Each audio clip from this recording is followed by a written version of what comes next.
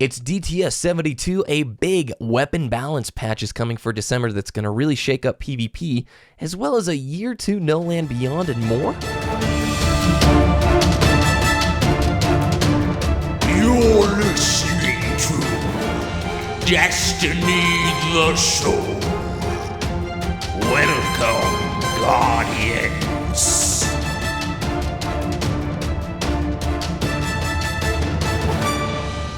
What's good, everyone? It's BBKDRAGOON. Welcome back to Destiny the Show. Joining me is my awesome co-host, Ditty.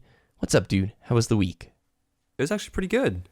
Just got done with a work retreat this past weekend, recovering from a little bit of a severe allergy syndrome, whatever you want to call it. What happened? Back up on my feet. Well, sitting around the fire, and it just, all that soot and ash went into my lungs and just really flared up my allergies. So all yesterday I was wrapped up and bundled up, trying to stay warm because allergies, pressure in my head was just the worst. Dang. Sorry, man. Other than the work retreat, what did you do this week? I played some Iron Banner, to be honest. Yeah, I've definitely rocked it using my, what is it, the Apple of Discord? Yeah, the Haka Pulse. Oh, yeah, it's nice. I really like it. And I was also using my Hereafter. Only hit about 302 light with that build because my RNG armor is not very good. But I'm going to be hitting rank 3 Iron Banner today, so hopefully I'll get a 310 artifact. Yeah, it's blue, which is really weird. Like, I hit rank 5 yesterday with Sassy. So shout outs. If you guys remember Super Good Advice, our Australian friend Sassy has been kind enough to play with me. We had so much fun this week, dude. Clash. I love Iron Banner Clash. Shorter games. I feel like I can make more of an impact. I had a few people on Twitter tweet me saying, I think that Control is easier to play as a solo player. I definitely disagree. I think it's easier to outslay people than have to worry about outslaying and trying to take points by yourself sometimes. But great week. And the rewards, I just want to get your feedback because you've played up to rank 3-ish. Have you seen awards dropping? Because I know for myself, well, I'll explain what I've gotten this week. So did you see more stuff dropping? Yeah, I definitely did see more things dropping. I didn't get any drops myself, but I definitely played with a bunch of people who have been getting a lot of legendary gear. Okay, nice. Excellent. I ended up getting 2 pairs of gauntlets, the Iron Banner ones, and increased melee attack speed, and I think increased sniper ammo. So it was pretty nice little stats there. Yeah. And then I got 2 chest pieces for Iron Banner, as well as the hand cannon. And that's just all from game rewards, not from the actual packages or whatnot. I haven't opened my rank 5 package just yet. Sassy got the Iron Banner Ghost Shell, which he wanted. And it's light green. It comes in 310. Yeah, I think he got his at 310. They look pretty nice. I mean, it fits Iron Banner thematics. I myself wouldn't use it over the Kingslayer shell, though. Kingslayer shell looks way too cool, right? Yeah, for sure. Anyway, Trials, love it. I've said it before. Since year 2 began, I have enjoyed every single Trials run, and I'm looking forward. I'm going to buy that HMG. It's supposed to be like the BTRD, right? You're talking about the Iron Banner machine gun. The Iron Banner machine gun being sold for this previous event. Right, okay. You said Trials. Sorry. Oops, sorry. You can tell it it's is a supposed Sunday. to be a BTRD archetype. Medium rate of fire, a little bit higher impact, and super stable. Gotcha. I haven't used the hand cannon yet. What is it called? Finales Peril? Something. I thought it started with an H, but maybe I don't know. We'll see. Maybe after the December weapon update, I'll be using some more hand cannons. So guys, don't dismantle it if you've gotten it, because it might be more useful in year 2. Definitely. Yeah. Might actually use it in the next Iron Banner. We've got year 1 exotics showing up in year 2, and many of those are going to be available starting with the December update. So let's hop into the news.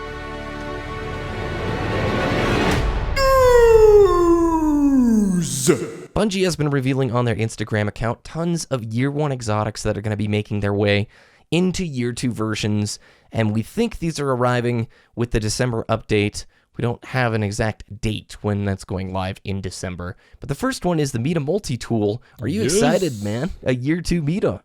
I am super hyped. I'm definitely going to be using Meta Multi-Tool a lot in endgame PvP because Oh man, with these weapon changes coming up, Meta Multi-Tool is going to be the king. DTS predicts right here. So for somebody who's maybe new to Destiny, Ditty, why are year 1 weapons being upgraded to year 2? Why are people excited about this? Where can it be used in PvP and PvE for endgame? Well, first and foremost is going to be the attack damage rating, because year 1 weapons are capped out at 170 damage, and that's legendaries, exotics, whatever. And year 2, you can get that all the way up to 310 or 320 light now, because once you get these exotic weapons, it's probably going to unlock, or you're going to acquire it at around 280, 290 damage stat, and then you can just infuse it to make it a little bit better. Exactly. So it's something that I can actually take into endgame PvE and use. In normalized PvP, we could still be using year 1 weapons. In fact, I have a year 1 Hawkmoon. I don't actually own a year 2 Hawkmoon. So I've just been using the year 1 Hawkmoon in normalized PvP. That's everything except Trials and Iron Banner. But when Trials and Iron Banner rolls around, these year 2 variants that have the higher attack stat, you can use them and not be at a significant disadvantage. So we're excited for Meta.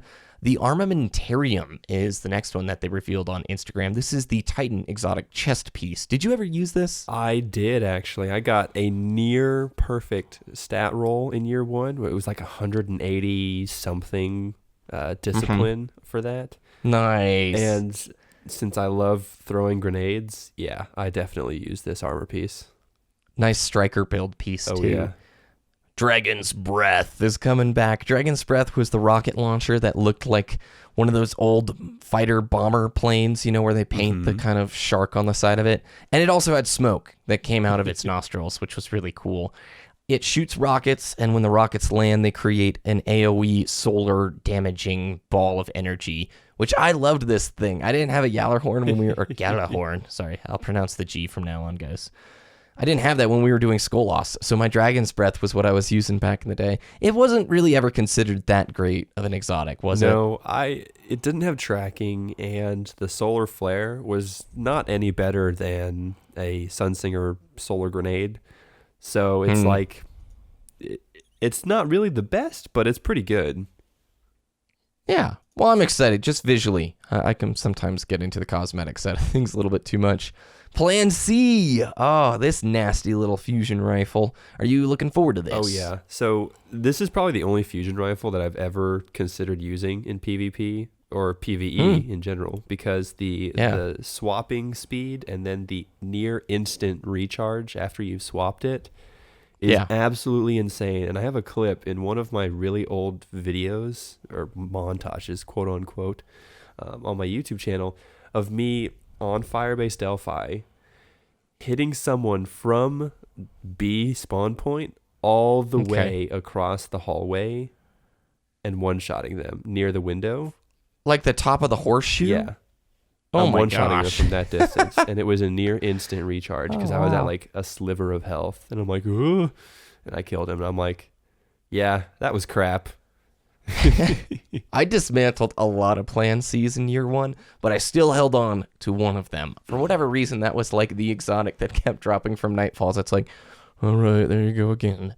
Warlocks, be happy. Nothing Manacles are coming on back. So the Nothing Manacles, man, for a Voidwalker, these are pretty sweet. You get 2 scatter grenades, I believe, at the start of a match, and you can also throw them a little bit further. If memory serves correct, I could be wrong there, but I'm a huge fan of Nova bombing, folks. Voidwalking is still my favorite PvP class ever because you can shut things down, man. Stormcaller can be used to definitely get more kills, but when I see a Sunbreaker pop in front of me, I have that security of just press A, smash him with the Nova Bomb, and forget. Don't forget about the tracking that it adds to the scatter grenades. And that was what made these my go-to Warlock piece. They were just amazing.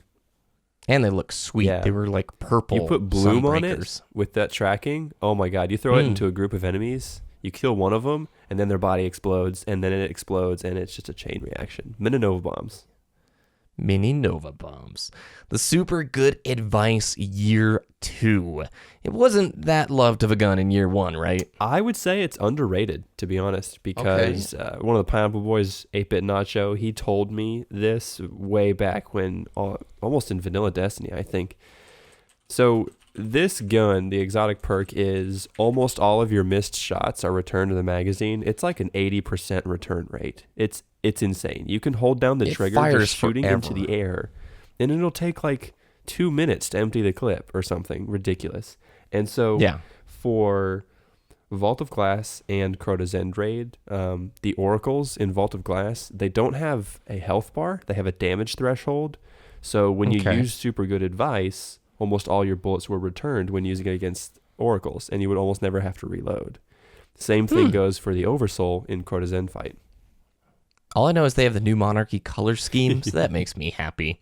The Peregrine Greaves are the next ones that they showed on the Instagram. What do you think of Peregrine Greaves? I don't think I ever wore a pair, to be honest, but they're supposedly good against Rams, back when Ramsinger was so popular.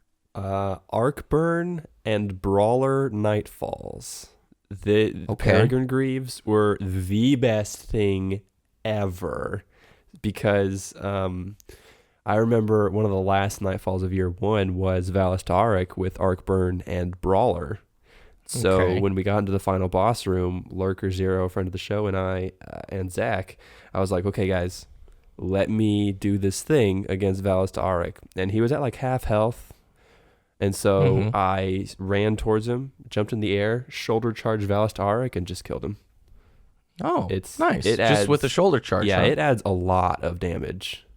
All right. Well, nice. I'm glad they're getting a year 2 option. More Warlock gear, the Apotheosis Veil. So this one, I think, if I remember right, you regen health, melee, and grenade energy after activating your super, which that actually is very helpful if you're throwing a Nova Bomb and you're pretty low on health, like a Desperation sort of thing. Or maybe even a Sunsinger, even though, no, that wouldn't make sense because if you pop Radiance, you're already going to get a lot of benefits. So well, it's immediate. That's the thing. Oh, okay. So it's an instant. If I just throw a grenade as a Sunsinger and then I pop Radiance, it's going to immediately regenerate that grenade. So I can just throw another one again and then start the cycle. That might be actually fun to use. I know you're excited about this next one. No Land Beyond. My No Land Beyond Iron Banner conquests are going to continue in year 1. So if somebody's new, because I know there's plenty of new players that we've heard about, like on Twitter, and new listeners, thank you guys for checking us out, who are trying out Destiny for the holidays. What is the No Land Beyond? What's kind of its backstory here? No Land Beyond is the best primary sniper rifle in the game. Granted, it's the only one, but it's still pretty decent. I'll say decent. So No Land Beyond, the thing about it is it's a bolt action sniper rifle. So the rate of fire is really low. Yes. It's got iron sights as well, and the handling is not the best, but they did buff it for year 2. So there's a couple of these bullet points are showing that they're giving improvements, right? So you're getting better handling stats. The master perk has an increased base precision damage scaler up to 3 times. So does that just mean you're going to be more consistent? So the master perk is precision kills or hits increase the damage or precision damage for a short period of time. And I think, man, I'm going to get these numbers wrong, but for example, say a precision headshot in the Crucible did 250 damage. That's going to activate the master perk, and then I hit the next headshot, and it's going to be like 320 damage or whatever. My math's terrible, but you get the idea. I get the idea, indeed. Oh, don't forget, they actually, for the sights in year 1, they were kind of like bolded, and so now they just got rid of that, and it makes it easier to see through the iron sights. Oh, cool. Radiant Dance Machines are getting a year 2 version. Did you ever own a pair of these in year 1? Radiant Dance Machines plus the Meta Multi-Tool. Oh my god. So with Radiant Dance Machines, when you aim down sights, your movement speed is increased as well. Add that with the Meta Multi-Tool with a max agility hunter build, whether it's Blade Dancer or Night Stalker at this point. Night Stalker also has that perk that you can move faster. So do you think it would stack even further now if you use Meta, Radiant, and that Night Stalker perk? I think so, yeah. Oh my gosh, because these were already really hard to shoot and take down. So think of it like in Black Ops 3, if you've been playing that game, when you throw a stock on a weapon like an SMG, when you're aiming down sights, you basically can run around at full speed and still be aiming down sights. It gives you that huge edge in a fight if you're doing any sort of strafing, you know? Yeah. What was the dance perk all about? Did they actually make you dance faster or something? No, they didn't. Okay. Disappointed.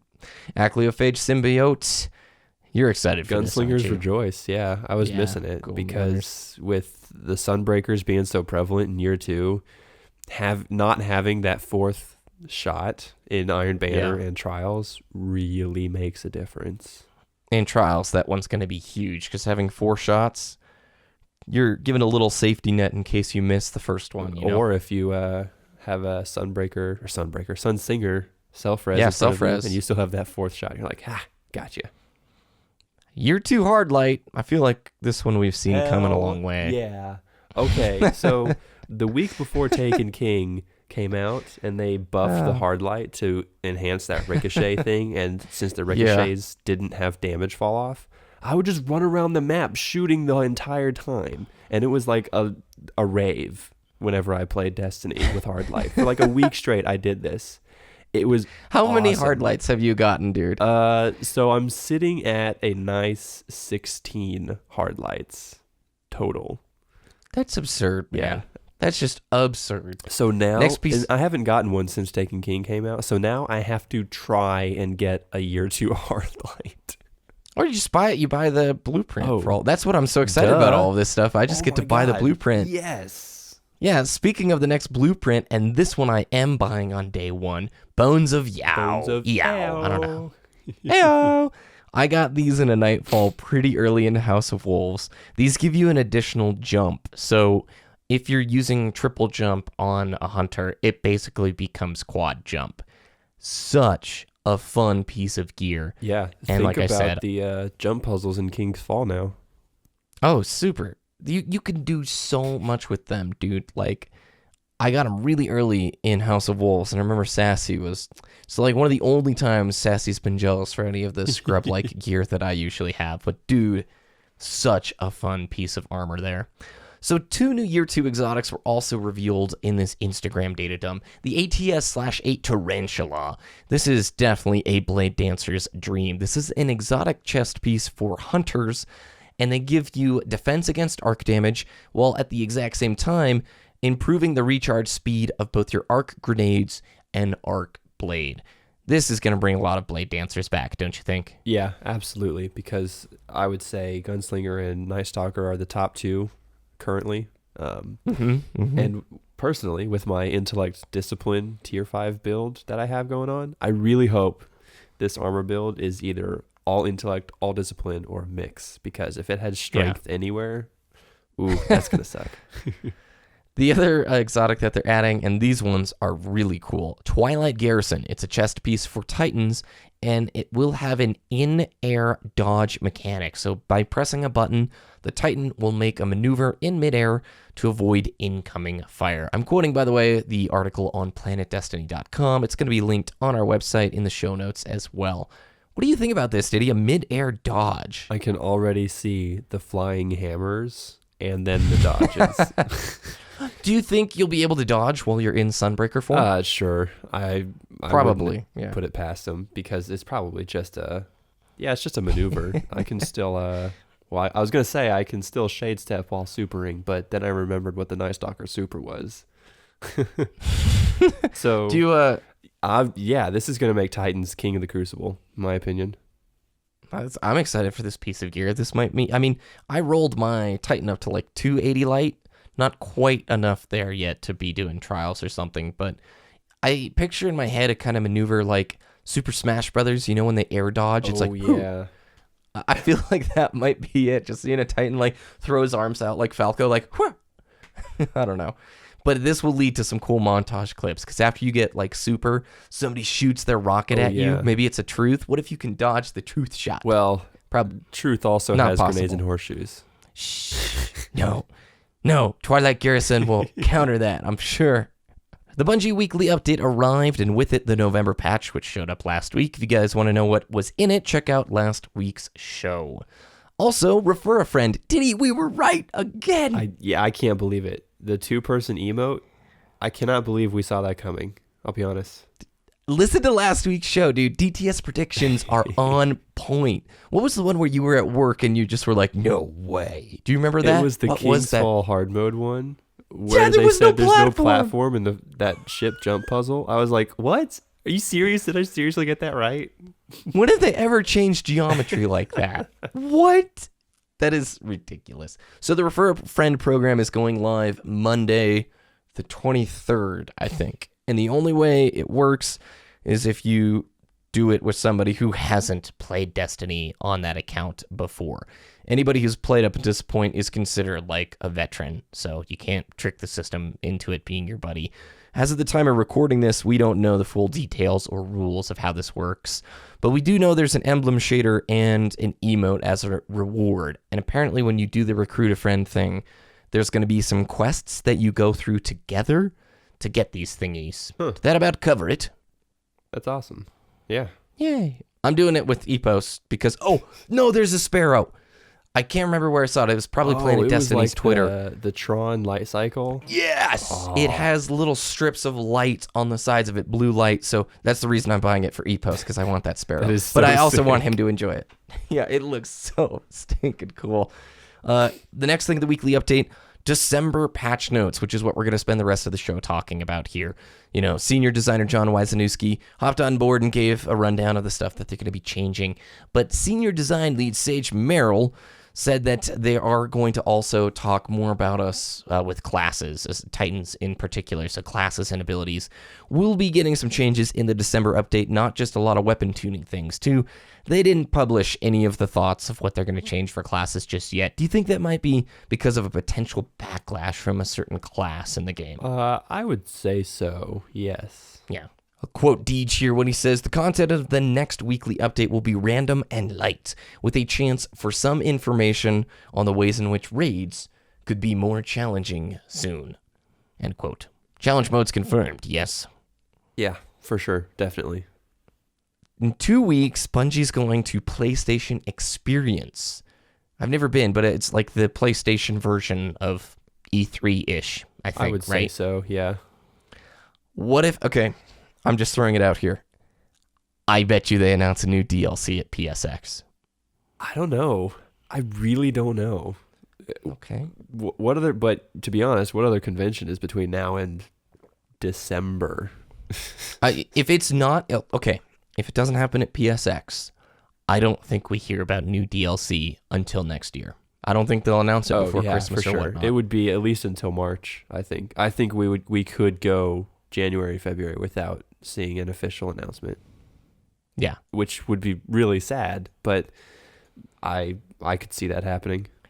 I think PSX is the perfect time to announce it because you get people excited for new DLC, which may spur some folks to be like, I need to pick up Destiny for Christmas to get ready for that new DLC. That's true. Yep. I think we'd only see one DLC between now and Destiny 2.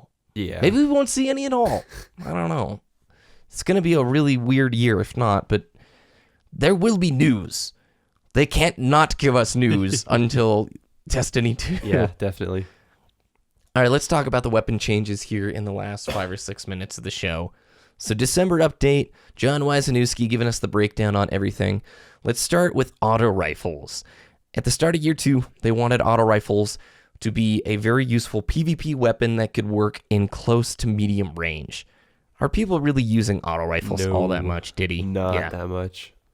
Not at all. Well, not at all is not true. Not that much, you're right.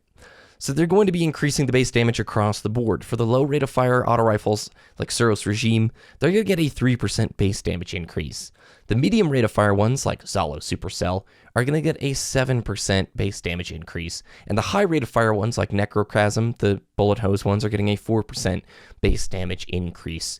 Dude, 7% increase in damage for like a gun like Zalo Supercell. Yeah. That's pretty decent, That's gonna be right? really good, for sure. I've used Zalo in PvP. It's not that bad. It's pretty useful to see these pushes. Isn't the Trials Year 2 auto rifle a medium rate of fire one? You know, we'd have to look it up. I can't say. I would want to agree with you, but I didn't get that weapon. Well, so if not, they're all getting a buff, so they're going to be more useful now. I think we're going to see a lot of Zalos, to be honest with you. Yeah. I could be 'Cause wrong, you can but get this is Zalos nice. through 3 of Coins farming, right? Totally. Yeah, it drops. It's got a higher drop chance. It's like the Telesto and those kind of guns. They just drop pretty often from Nightfall activities. But I'm pleased with this. I do want to see auto rifles return. That was a really fun weapon class to use throughout most of year one. So in balancing the scale fashion, pulse rifles have become very dominant. They want them to be good in PvP, but I quote the article here, they need to have a few limitations in their raw utility, and they shouldn't become the only competitive option. So across the board, they're reducing the base damage of all pulse rifles. For the low rate of fire ones, like the Messenger, a 9% base damage reduction. Medium rate of fire ones, like the Hawksaw, Suros PDX-45, Red Death, they're getting an 8% damage reduction. The high rate of fire ones, like Bad Juju, 8% base damage reduction, and the super high rate of fire ones like Grasp of Merrick, Scori's Revenge, those are only getting a 2% base damage reduction. But your Suros PDX-45, very popular now after Arms Day. Hawksaw, very popular. Red Death, very popular. 8% base damage reduction. That's pretty significant. That might mean an additional volley shot at your opponent unless you're just railing those precision shots, Yeah, for sure. They're just reducing the percent or the chance to get a 2-shot in the Crucible. And they're also reducing the damage fall off to start between auto rifle and hand cannon ranges. But in PvE, you are getting a little bit more damage done, from 1.25 to 1.3 times damage against AI combatants. Overall, what do you think of this? I mean, it is very PvP-centric. If you watched any DTS this year, you saw Hawksaw, you saw Red Death, and you saw Suros PDX-45. Yeah, I think pulse rifles were the only competitive option. Like, I would try using an auto rifle, and I just couldn't win ever, even if they missed a burst. And this is warranted, I think.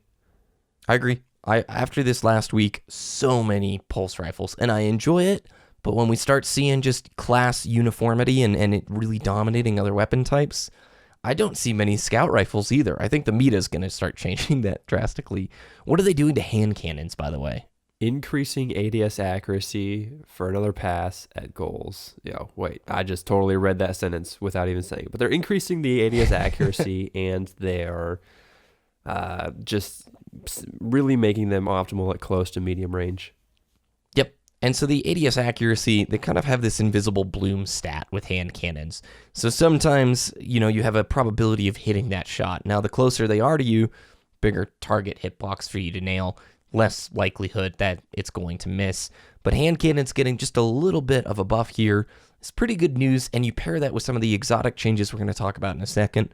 I like this. I think it's great. I mean, hand cannons are in a usable state. I think Hawkmoon is absolutely usable, but not as good as a pulse rifle. Yeah, we do need to clarify. They say specifically in the weekly update, Golden Gun is not and never will be affected by hand cannon weapon changes, because all the hand cannon nerfs and buffs that have come through have seemingly affected Golden Gun, but now they're clarifying, nah, that's not going to happen. Okay, good to know. Shotguns. They're getting more nerfs because long-distance shotgunning can still happen. They did a bit of a nerf at the start of year 2, and now they're tuning it further. What are some of the changes, Ditty? They're trying to make them most effective at the very, very close range. So they're going to reduce starting damage fall-off to match melee lunge ranges. So the low-range stat fall-off starts between standard melee lunge, and the high-range stat fall-off starts at blink strike lunge range. Okay, so that's going to be noticeable there. Slower ready times for all shotguns and stow times as well. Additional recoil across the entire stability stat range. Slower reload speed for all of them. Slower time to aim down sights for all of them. Slower base movement speed when shotguns are active. So when you're walking, running, or ADSing, you're going to be slower to move. But when you're sprinting, that's unaffected. They're adding 2 frames of delay when you fire the shotgun out of sprint, which I think you'll probably notice with blink players who are usually sprinting through the blink. And they're increasing the base damage against AI to 1.6 from 1.55. What do you think of this, Ditty? Yes. Thank you. We love it. Thank you, John. Mr. Wisanowski, I salute you. You the man. You the man. Fusion rifles are next. What are they doing to them? Oh man, fusion rifles have been like the middle child of Destiny since they came out. So they're Yeah. increasing the charge speed from fast charging fusion rifles, but reduce burst damage to compensate. Fusion rifles behave more predictably based on player's state. So that means reduced hipfire stability for all fusion rifles, increased ADS and crouch stability for all fusion rifles, reduction in carry ammo inventory for all fusion rifles, which is strange. Yeah. Increased base damage against AI combatants to 1.25, and because it was 1.15. I don't think they're going to be used all that much. Yes, it's cool Plan that when you're C. ADSing, you get more stability. But do you really think these are going to become popular again? Like year one popular, remember? I don't think so, but we really have to see how the shotgun nerfs affect the shotguns, because some of the high charge rate fusion rifles are pretty good if you can use them correctly. So we'll see. We'll get to try Plan C out and test this thing, you know? We'll get to take it for a spin. Plan C is going to be the best one for sure, definitely. Sniper rifles are, yay, they're removing luck in the chamber. So the luck in the chamber perk on sniper rifles only will work on precision shots, meaning headshots, meaning the perk is useless on that gun. So if you are watching this gameplay or virtually any PvP player's gameplay, you'll see the Irene, which is that black Amalon sniper. The reason it's so popular, it has luck in the chamber. That means you have a chance to one-shot somebody if you body shoot them, which is dumb. It's dumb. So thank you. Yeah. It's going away. It was the same thing of final round. People would just proc final round and then just body shot kill you. So they changed that, but they left luck in the chamber alone. So now they're just making the exact same change.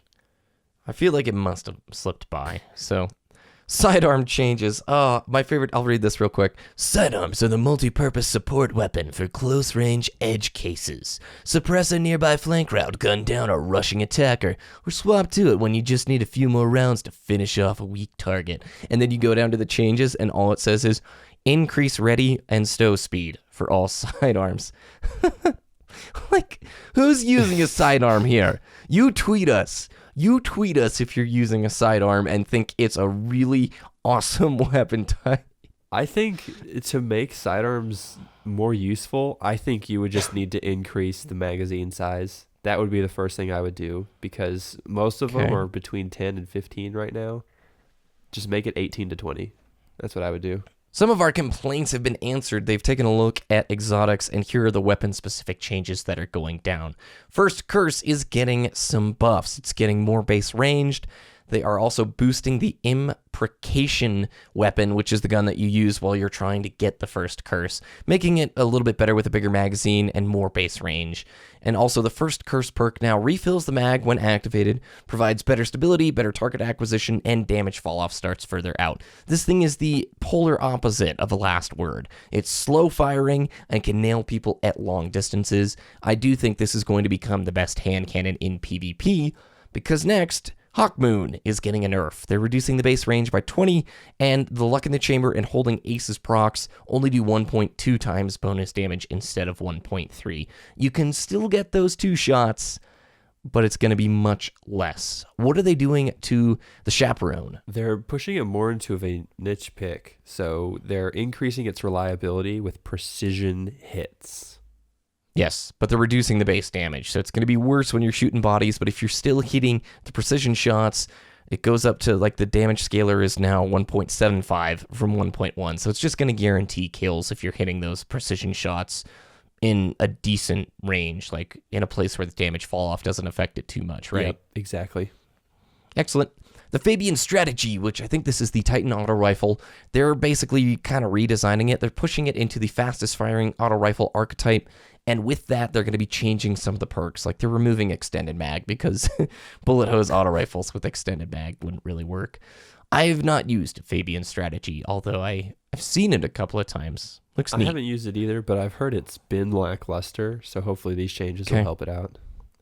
Black Spindle, I kind of laughed at these changes. They're removing the scope upgrades and just switching them to barrel upgrades, because they only have one piece of art built for the Black Spindle for scopes. So, makes sense. And Sleeper Simulant is the final one that's getting some changes. What are they doing to it, Ditty? Maximum inventory ammo buffed to 9. It was 7. Ammo swap exploit removed, which I'll talk about in a second. And inventory no longer benefits from fusion rifle armor perks, but does benefit from heavy ammo armor perks. So the ammo swap exploit was something along the lines of you don't have sleeper simulant equipped. You walk over a single ammo pack, and you don't have full ammo. Then you switch to the sleeper simulant, and even though it wouldn't say it had a full magazine, it would have a full magazine. So if I walked over, swapped to sleeper simulant, it has 3 bullets, it could fire all 7, even though it didn't say 7. So that was the glitch there. So they fixed that. Cool. And that is the preview for the December weapon patch update. There's going to be more to it when we actually hear about the classes and the changes. I'm stoked. What a great week for news, dude. Like, although we aren't getting all the stuff we want DLC announcements. We get it. We want to know if there's another raid before Destiny 2. This kind of stuff makes me excited. Not having to wait 6 months for an update is pretty cool. We're only waiting now, 4.5 months? Was that between TTK and this? Yeah. Ish. I mean, granted, weapon balance has been pretty awesome compared to Thornpocalypse time period. So that's true. Overall, happy. Where can people find your content? Twitter.com/Ditty, DTS, DITTY, DTS, and YouTube.com/Wooshness, WOOOSHNESS. Excellent. Check us out on DestinyTheShow.com, where all the links from today and more will be. DestinyTracker.com for all the best stats and tracking stuff in the Destiny universe. Follow us on Twitter at Destiny the Show. Same thing with Twitch. You can follow me at BBKDRAGOON and also on YouTube.com/BBKDRAGOON. Guardians, have a wonderful week, and we'll talk to you next time.